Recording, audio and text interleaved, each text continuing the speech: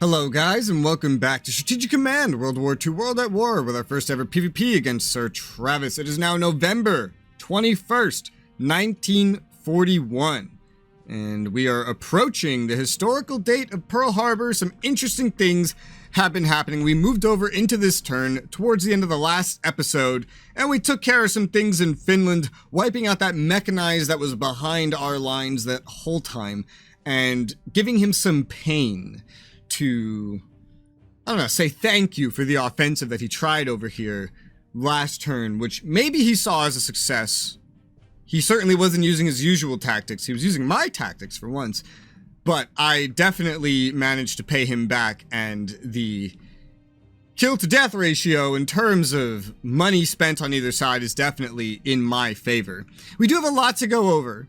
There is a lot to look at and a lot to do, so we'll take things just one step at a time. We've already spent Germany MPPs to get this core from 4 back up to 10 reinforcement, which has brought us from about 656 roughly down to 597, and there's still more to look at. Now, Moscow is an interesting front, because I was talking to him and he randomly said GG Moscow, and I said I haven't taken Moscow. He's like, well, you basically have. You've killed, and I quote, 80% of my units there. I was like, that's weird information to volunteer, but his morale's so low he didn't care. He then later said, never mind, money is nice. So I'm assuming, considering we've had some successful raids over here, for example, that he is moving a lot of money from the UK to the USSR. So we know the UK is not getting it, which means pretty good things, pretty nice things for the Italians in Africa. They're not gonna have to go up against as much money. Plus, you know, the American stuff that's making it to the USSR, which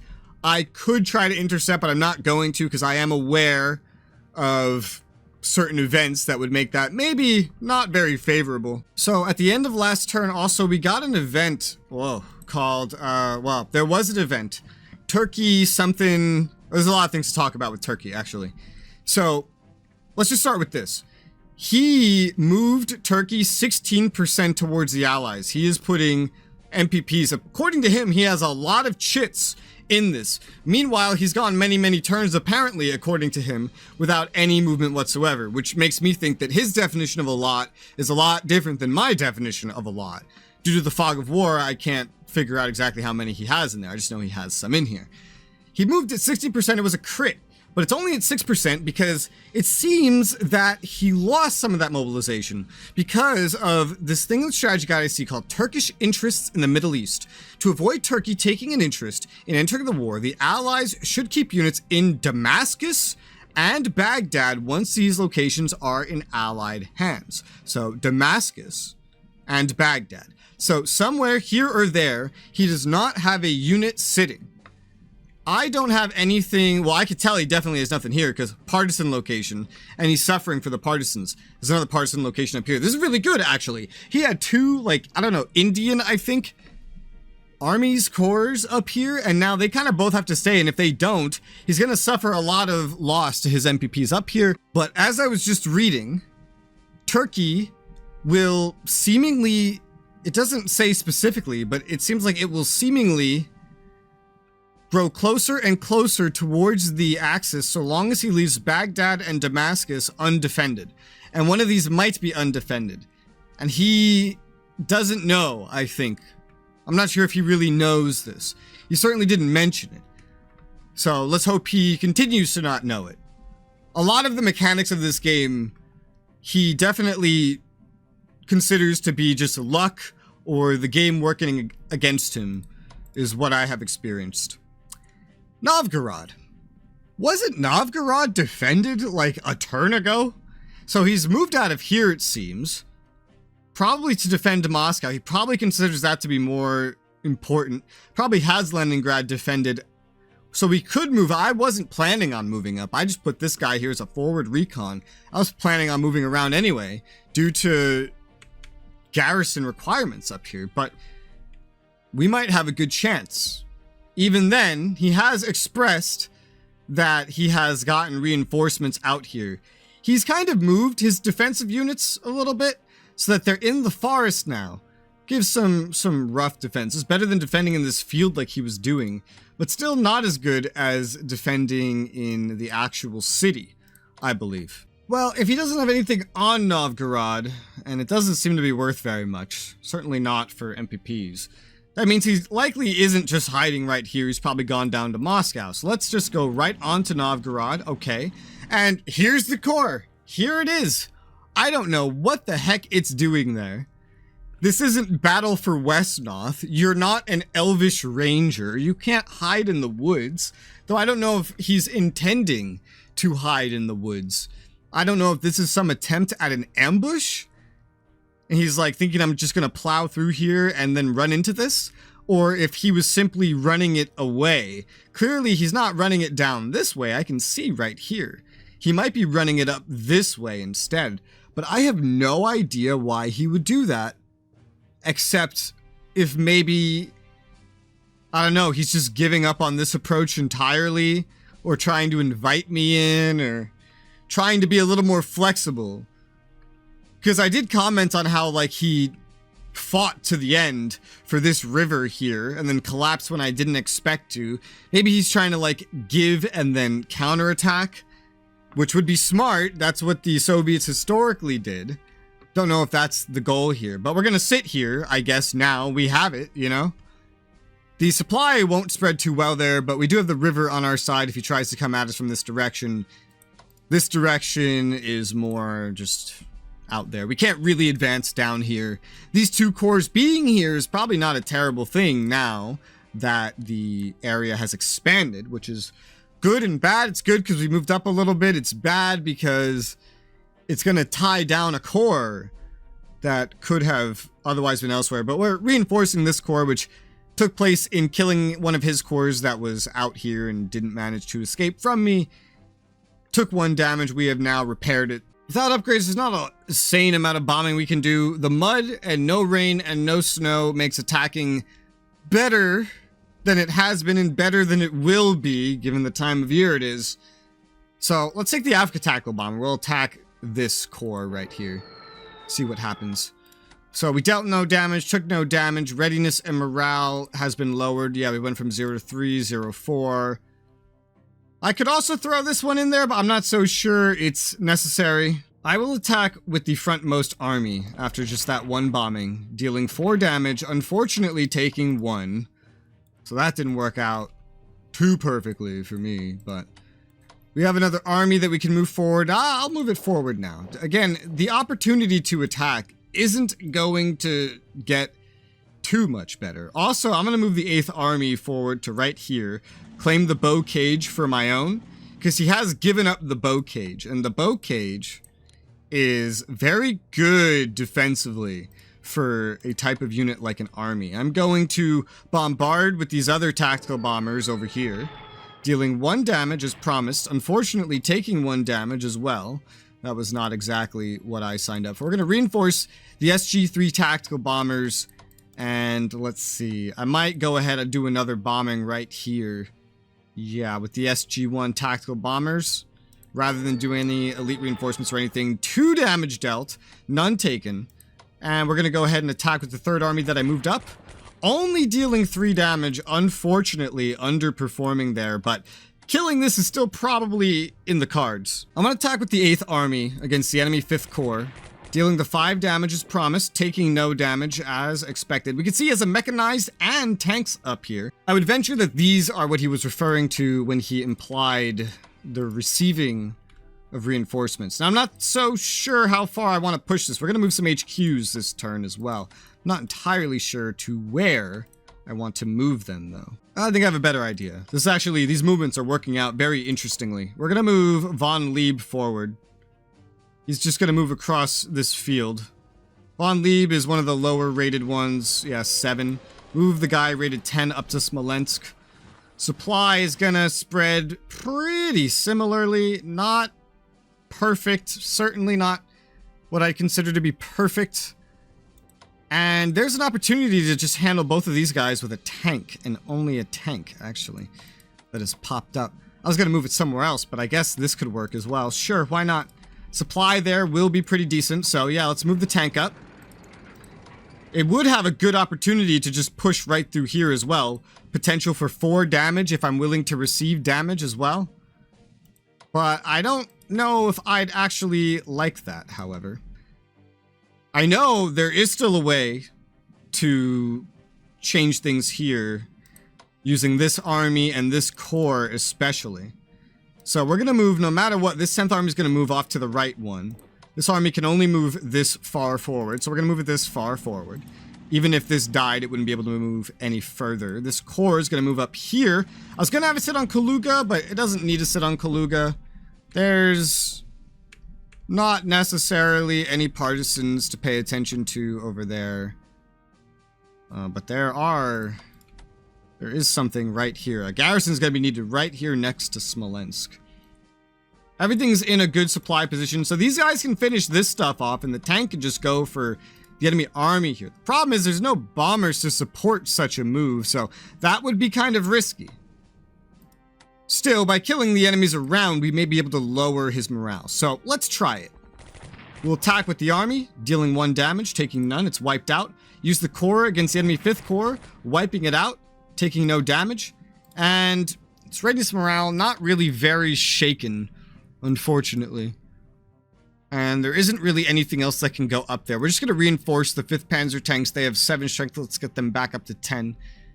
Down here, the heavy tanks has been running away. The line breakers aren't in the best supply, but it's not the worst either. We're going to move forward and just go ahead, use our tanks to finish off his heavy tanks. The guards from the east in Siberia, the elite units, wiped out just like that. I do have a bunch of new garrisons to place. 2 of them are Hungarian, 2 of them are German. This is Hungary. Yes? Yes, this is Hungary. We will move the Bratislava security garrison to Bratislava.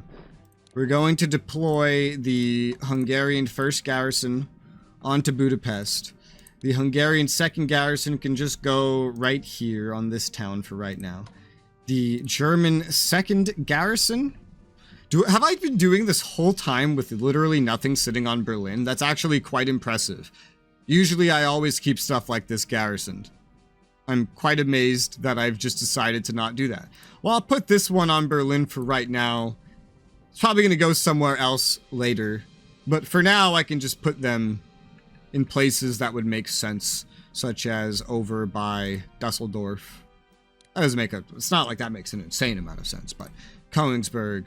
For right now, just pre-place them. They're going to have to operate to where they're going anyway. It's too far away to reasonably go over there in any short period of time once we actually know where we're going to need these things to begin with. I'm going to take the 2nd Romanian army, move it to claim Kerch for myself. We could see he's put another unit over there.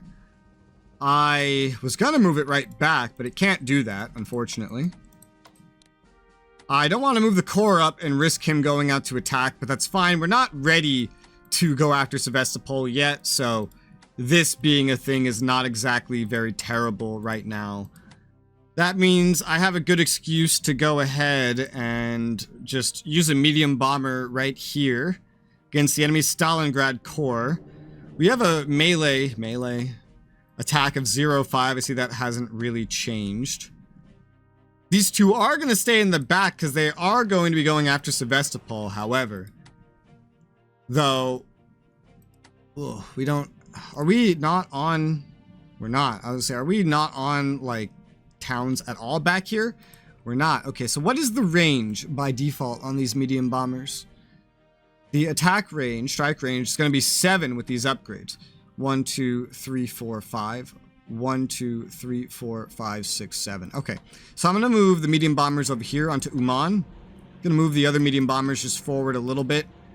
It doesn't help cover... Whoa! What is this? How did I open this? Hello? Oh, I just discovered something. It was a combat losses thing. I don't know how I did that. But yeah, generally the idea is the Romanians are going to stay back. The medium bombers will help them eat away at Sevastopol to kill it, to beat it.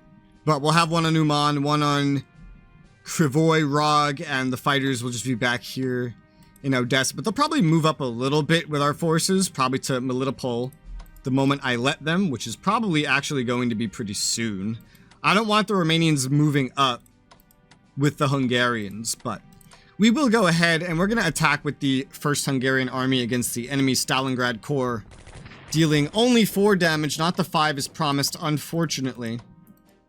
And, well, the 2nd Hungarian army can just move up even further now then. And I have my choice of what to attack, the army or the garrison. I'll rather go for the army with the blitz attack. It's already fled this turn. 4 damage dealt as promised. Let's try to finish it off. The Hungarians taking down the Stalingrad Corps with absolutely no losses on our side, which is just astounding. I'm gonna probably move some things forward. The supply right now is not too great. It's not too great at all. The coalition forces are going to be going south. As a reminder, the German forces are somehow going to have to go from like Voronezh up or even Stalingrad up, really.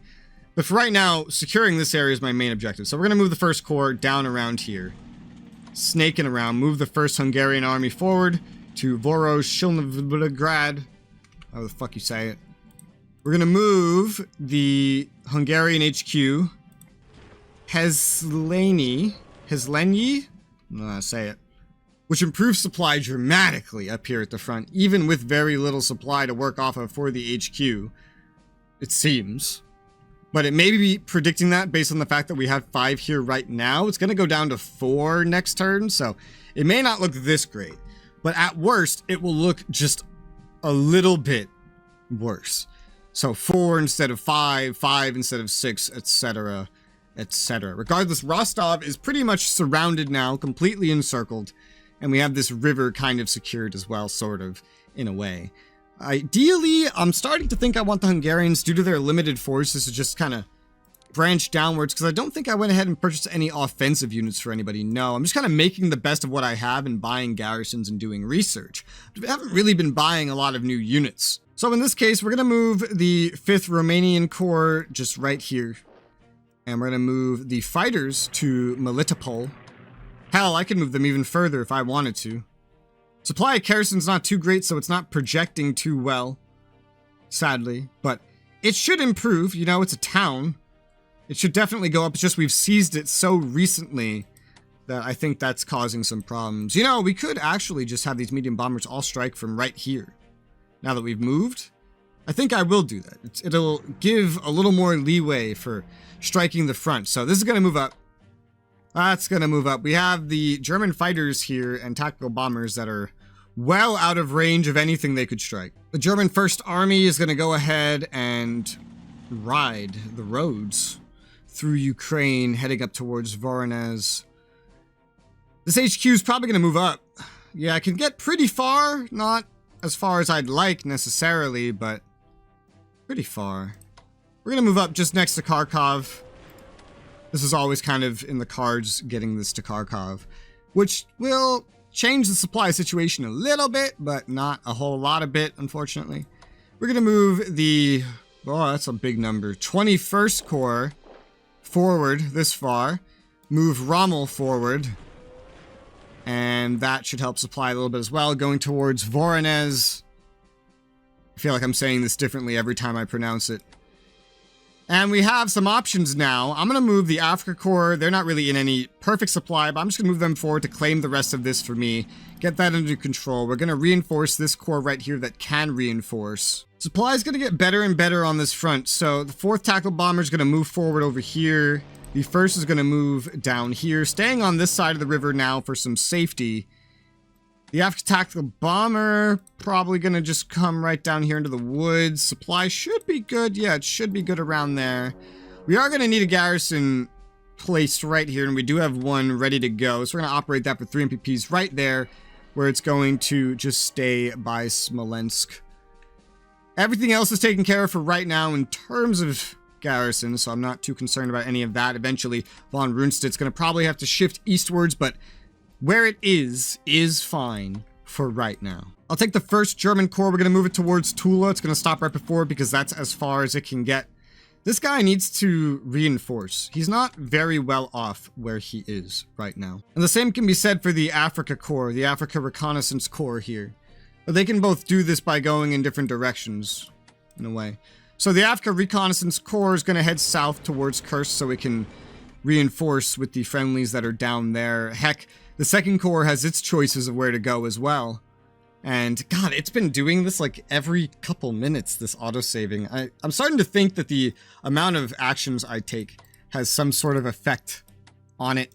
I'm going to force march the 30th Corps forward up to Kaluga nearby the front, move the 2nd Corps up just next to that, forming a little bit of a core front right there, but leaving them hopefully in range of Von Lieb to reinforce them and hopefully getting ready to break through so that I can put Von Lieb on Kaluga rather than Bryansk. He couldn't reach Bryansk to begin with, so that was never in the cards. But we are approaching Tula, and our approach is going to start to widen, but unfortunately it's going to widen the moment winter comes around. So his fortified defense definitely allowed him to stop me from getting Moscow before winter, but at what cost? I wonder if this will actually work out for him. We haven't looked at German research this turn. We're down to 509 MPPs. We've used about 150.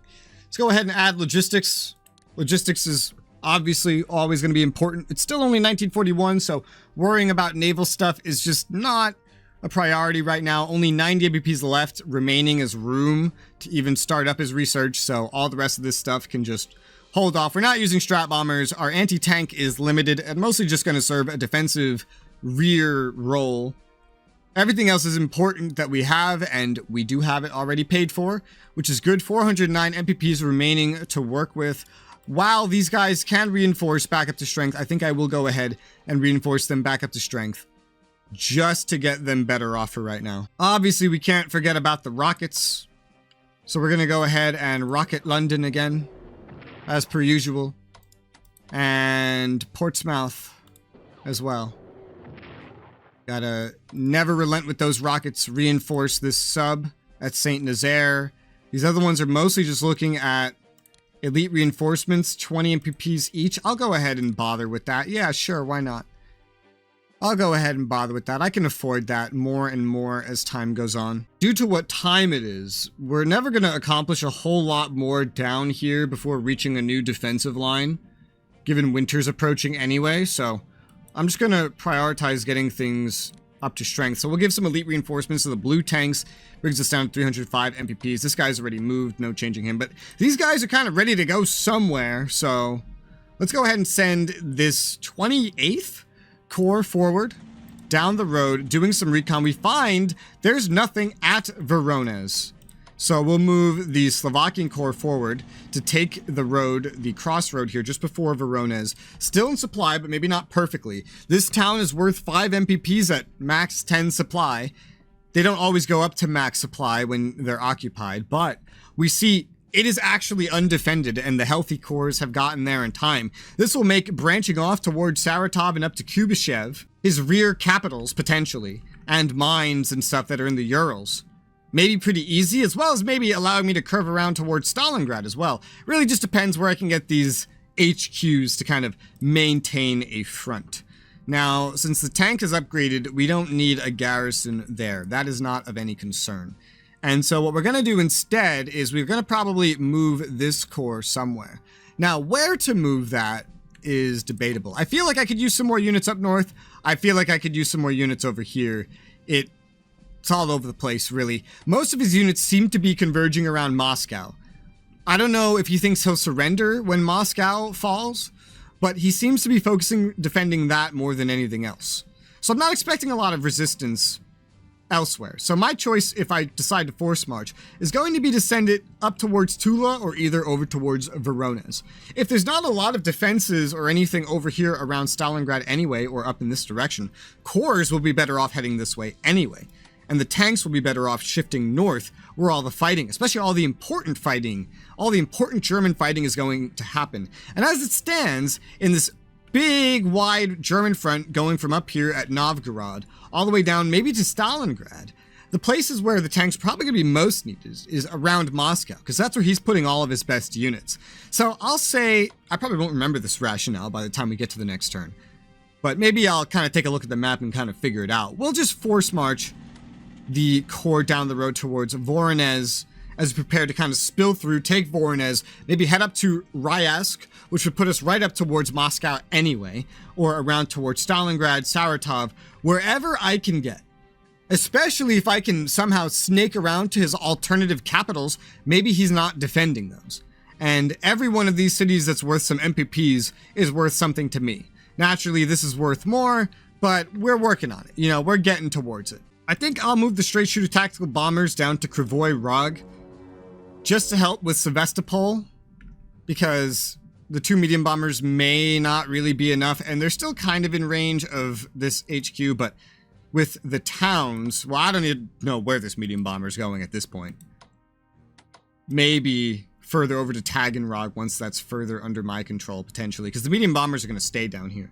But I'll decided after the fact that the tactical bombers will be useful for going after Sevastopol, so we have a little more hitting power, because these other attack bombers, they could go down to really gang up on Sevastopol, or they could go north to gang up on the majority of his units around Moscow. Sevastopol is simply not as important as Moscow and everything that is beyond it, you know, all the mines in the Urals and whatnot.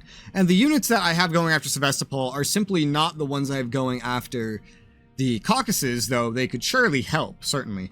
Worth maybe dedicating one tactical bomber while getting the other one heading up towards where the main fighting is essentially going to be for it. Because there's nothing to do in the center here. Sure, I can move in that direction, but for what purpose? What would it actually accomplish? I'm not sure. I could move it just over to Konotop for now, just to kind of stay in the middle and just see. So yeah, we could do that. I can also move the fighters up, but they don't have any towns to really go sit on for right now. So the best I could really do is up here, right next to Kursk. That's really the best you're gonna get out of me. At the moment, we can move this Bulgarian garrison over to Cherkasy. It's a better location to defend this partisan point from, if it came down to it. Building up some fortifications would allow any further defensive units in the future to actually just swap in and utilize at least 2 turns worth of fortifications. So I don't really have any problem with that. And with that, it looks like a lot of the units, if not all the units we have in the front, have done something. Okay, so we haven't used the Afrika Korps tanks yet. This one was in a really weird situation. But I think I will go ahead and do what I kind of planned to do, even though he's not entrenched. Actually, it's an army, but he's not entrenched. We're going to go ahead and just take the loss. Ooh. We took 2 times the losses it was projected. 2 damage, but we dealt 4. Let's do it again. Another 3 damage. Another 2. So that worked out completely not in our favor. That went really poorly for us compared to what I expected. So we'll swap the 10th Army forward. We dealt 7 damage, but we took 4. Was it worth it? Well, it was probably pretty even in terms of MPPs, and it softened up this enemy to make it so that we could probably break through Vyazma next turn. So that part is good, but it did not work nearly as well as it predicted it would work out for us. Regardless, with winter upcoming here, he is in like full retreat in a lot of locations. He's trying to be on the offensive in some locations, like right here, but it's not going to really accomplish a lot for him, and it's not accomplishing a lot for him right now as we speak. Now, unfortunately, this sub is pretty injured. It could do with heading down south to get some repairs. Let's move south like this onto the line a little bit further south. All right, we can see the way is open. It is open. Nothing will be up here raiding if I move this one down as well, however. Assuming that this destroyer is not operating in a pack, I should just be able to, yep, go straight north. And if I end up around here, he shouldn't really know that this sub is here for the time being. And then if we take this sub, move it out a little bit, move it up about there, and then right around there. Hell, right there even. Or maybe even more specifically right there, just to get further away from any potential bombers that might see it. Then we have a good place to leave this sub. This sub has been moved. There may be a couple more things to do with Germany. We have MPPs remaining, but with that, the majority, almost entirety of German forces are taken care of, and we have a nice full episode. So I'm going to end this one here, and then we will resume on the next episode. So for now, thank you guys very much for watching, and I'll see you on the next one.